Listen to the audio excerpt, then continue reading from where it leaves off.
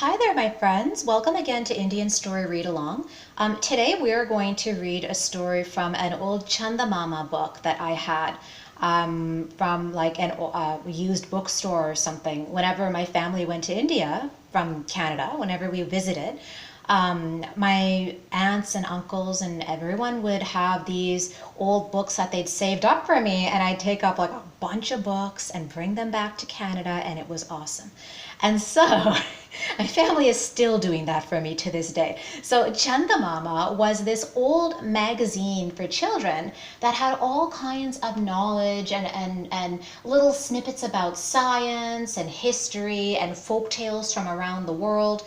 But they stopped printing several years ago. They ended production, and that's a shame because it was a really good little magazine. So this is from November 1981. This was like before I was born, this particular issue. And look, it costs like 1 rupee and 75 paisa, which is nothing. It's like not even a penny today.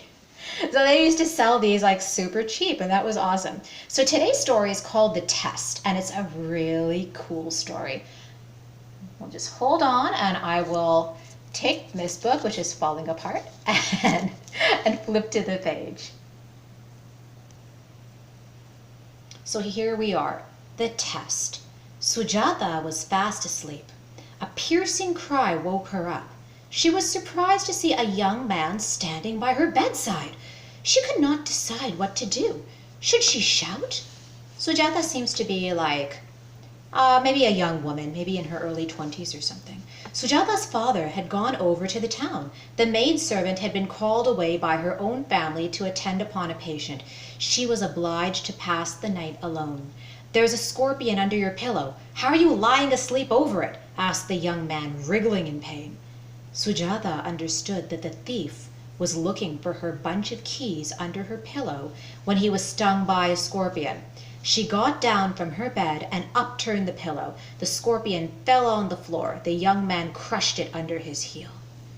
And so there you see, up there, Sujata, there she goes. He screams. She wakes up, and there's the young man. His hand had just been bitten by a scorpion. The young man was handsome. He did not appear to be rough or cruel. Had he not found the scorpion, it would have surely bitten Sujata. She felt rather grateful to the intruder. She had with her a medicine that was a sure cure for scorpion bite. She gave it to the young man. He applied it on his finger and found great relief. "How dare you pass your night all alone in such a big house?" asked the young man. "It was by chance that I was alone. But how dare you intrude into others' houses?" asked Sujata. That's the right question. The young man showed embarrassment. He told his story. His parents died when he was a child. Someone gave him shelter but never loved him. There was a fair near the village. The boy, whose name was Sudhir, had a great desire to buy some sweetmeat from the fair, but he had no money to do so. He could not check his temptation for long. Sweetmeat is like sweets, like peda, jalebi, badam halwa, sweets. So he could no longer check his temptation for long. He asked his guardian for a little money, but was rudely snubbed. He stole from his box and enjoyed the sweetmeat. He stole again and was caught. He got a thrashing and was driven out of his home. He came over to the town and found work in a hotel. The hotel owner was a kind man. He taught Sudhir to read and write, but the gentleman died all of a sudden. The hotel changed hands. Sudhir was thrown out. He began stealing again. Sujata heard his story with attention and sympathy. But stealing is a dangerous practice. You might be caught or injured or even killed at any moment. What is worse, it is a crime, and even if you escape the clutch of the law, you cannot escape your own conscience. You will feel guilty forever, said Sujata.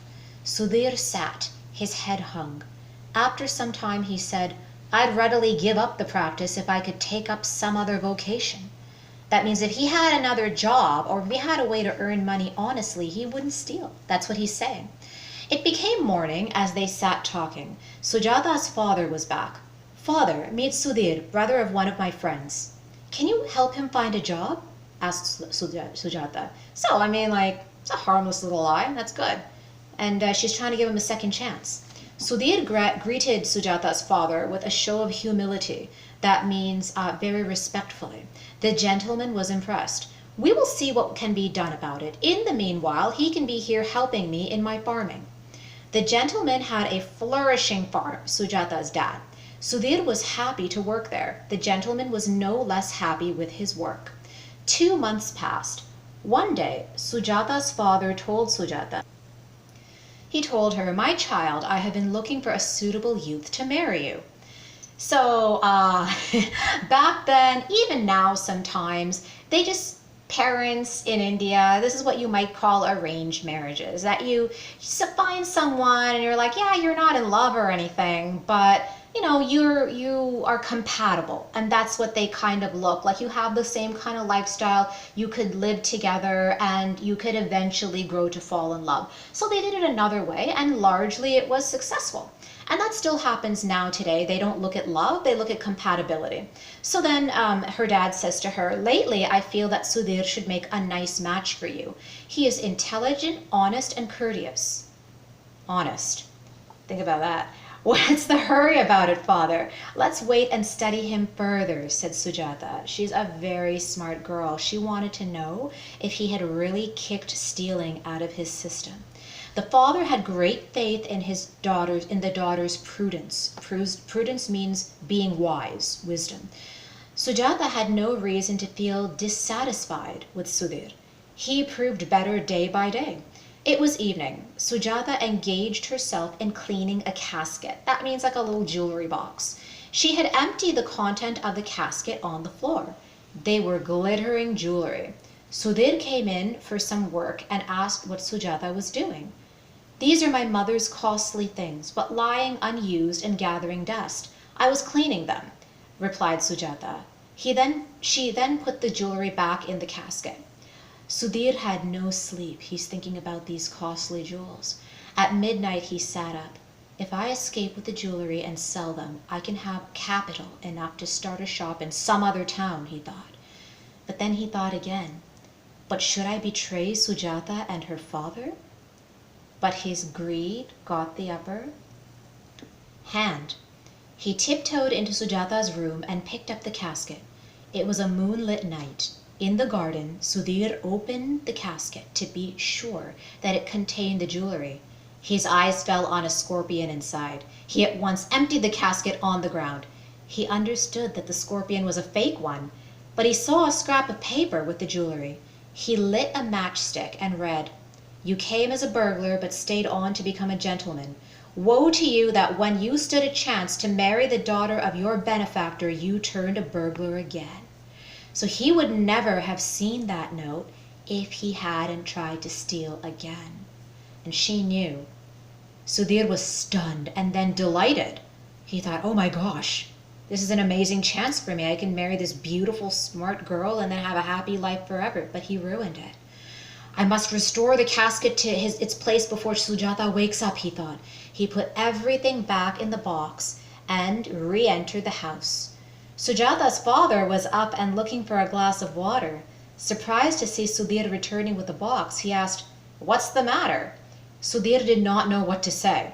But Sujata not only thought this through, but she's a smart cookie. She came to his rescue. Stepping out of her room, she said, "Father, I found a scorpion in the box and requested him to carry the box outside and throw the poisonous insect off." "Fine," commented the father. He retired into his room. A stern look fixed on Sudhir. Sujata then said, "Better go away in the morning. Do not repent for bringing back the jewelry. They are imitation ones." Sudhir went away silently, but with a sigh. So Chandamama books, the end. Chandamama books don't have a moral at the end, but can you think of what this moral might be? You might think it's don't steal, but I thought it was a little bit deeper than that. It's like, once you get a good chance, don't ruin it by getting greedy and thinking that you can do something better. Because he was thinking, okay, I'll take the jewelry, I'll go to another town, and then I will open up my own store, and then I'll be a store owner. He won't. He's going to keep stealing because that's his habit, and it was very hard to kick off. But maybe once he realized that he lost the chance of a lifetime to have this wonderful life that he always dreamed about, including being loved by a family, who knows? Maybe after this he changed for good. I don't know. Anyways, I really want to thank you for joining us today on Indian Story Read Along, and I hope that you join us again next time. If you like this story, then think about subscribing to this channel too. All right? I'll see you next time.